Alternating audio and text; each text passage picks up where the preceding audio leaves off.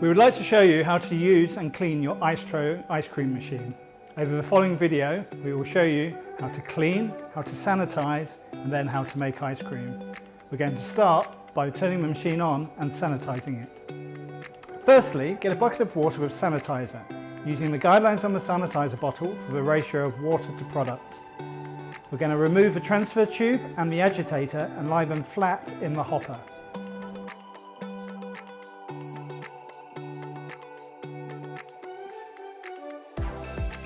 Pour in the sanitizer solution and allow it to soak for 10 minutes. Next, we'll set the machine to wash and we're going to draw the water out of the machine into a bucket. Once we've done this, we're going to need to pour a bucket of clean fresh water to rinse it out and draw that through the system. Once we've done this, we're good to go ahead and make ice cream. Start by removing the agitator and the transfer tube. Now pour 1 box of ice cream mix into the hopper. Place the machine into wash mode until the bubbles stop. Press the stop button and then we're going to press the standby button. This is going to show us the flow of the pump.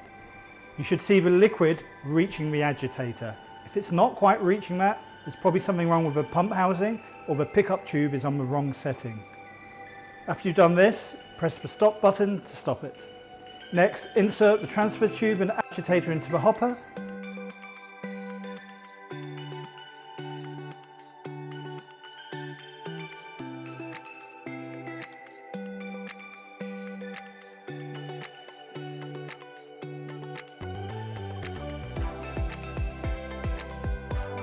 And then fill the hopper up with another box of your ice cream mix.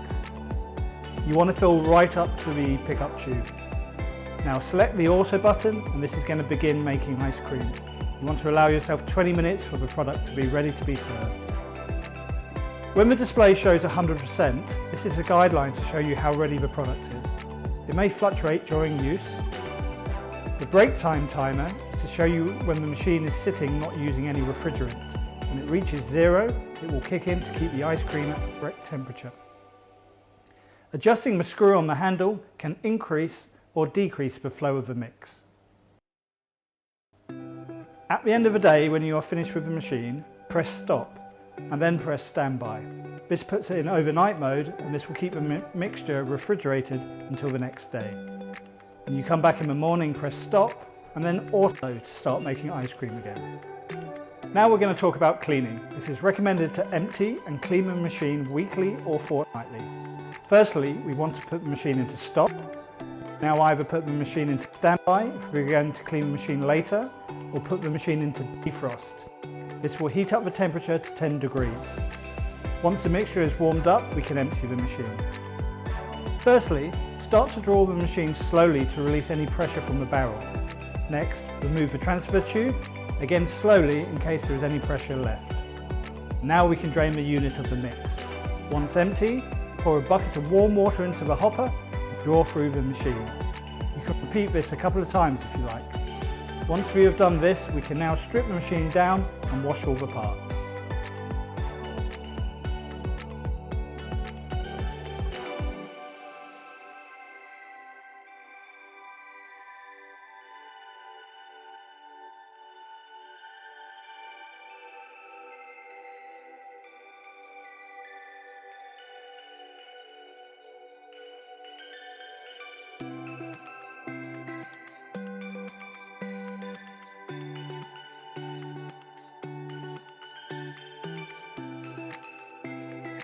Once the parts have been through the dishwasher, we can now put it back together.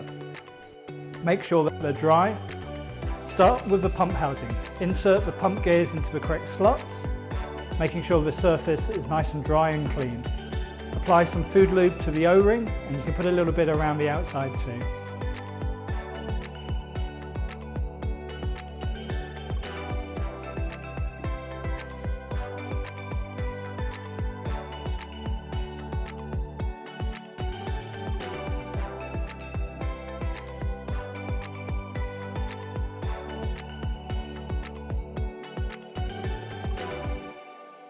Put the pump housing together and then screw shut. Make sure that the screws are nice and tight. Next, take the pickup tube and insert the pressure release spring and nipple. Insert the pump housing. Twist it around until the pickup tube is at a 7 o'clock position. Take the transfer tube and insert the transfer tube extender, then squeeze the duck-billed valve into place. Next, take the front housing and insert the O-rings and the hub-centric ring. Add some food lube around the O-rings, but check that they're not damaged.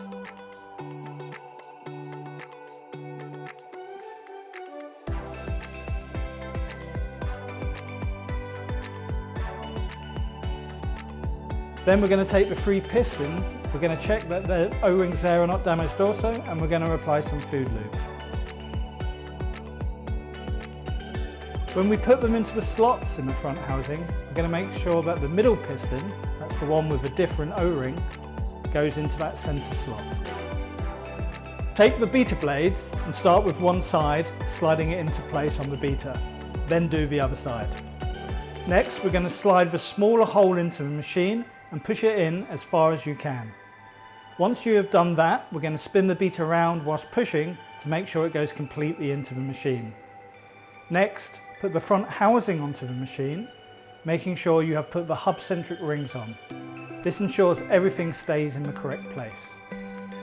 Now, insert one screw and screw the next diagonally opposite to the one you've just done in a cross pattern, and then repeat with the other 2. These should be tightened hand tight. Insert the handles into the pistons and then slide the holding pin across to keep them in place. Take the pump housing and insert onto the drive shaft. Start at a 90-degree angle and then twist back so the pin on the right fits into place. Next, add the pump alignment pin to make sure it doesn't twist during use.